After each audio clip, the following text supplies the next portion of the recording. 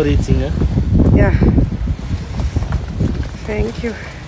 Can I touch? Yeah.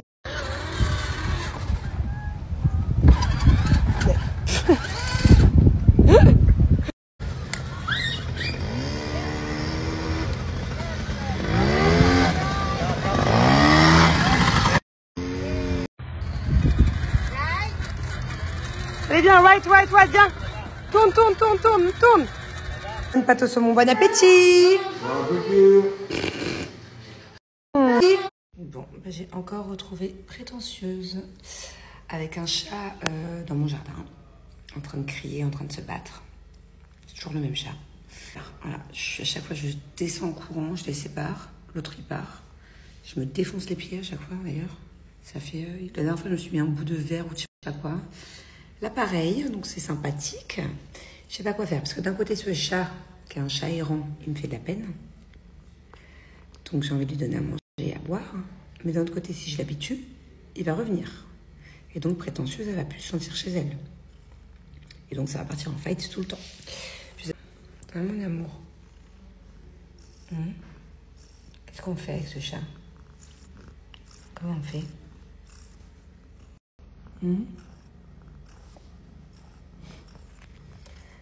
Le pire, c'est que le soir, elle veut rester dehors, exprès pour garder son territoire.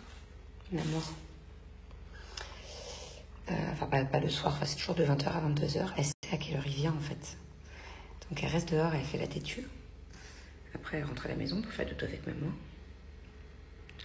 Qu'est-ce que ça me fait de la peine de la laisser cet été.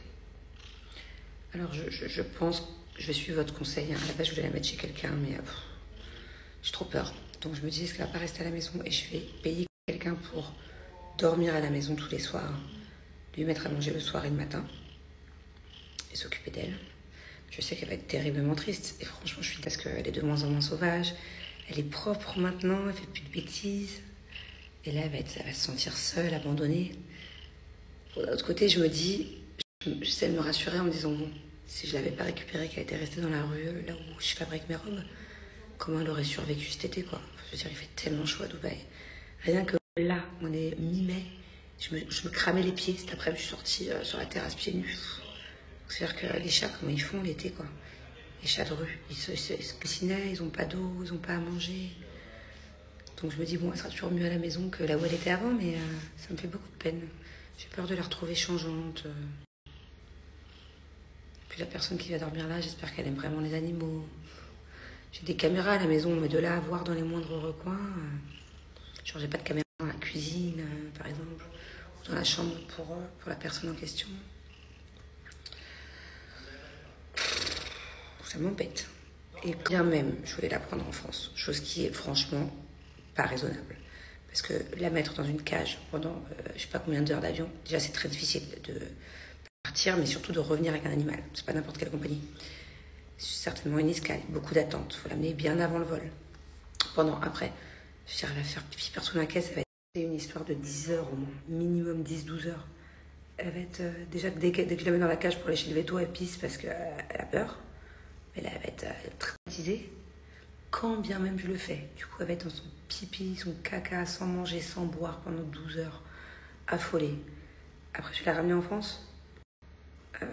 Dans le sud, il y a plein de chiens, il y a plein de chats. Mes voisins, pareil, ils ont plein d'animaux. Il y a des fois même des sangliers. Enfin, je dirais, elle n'est pas habituée à tout ça, quoi. Il peut facilement lui arriver quelque chose en France, je pense. Donc, elle serait bien mieux à la maison.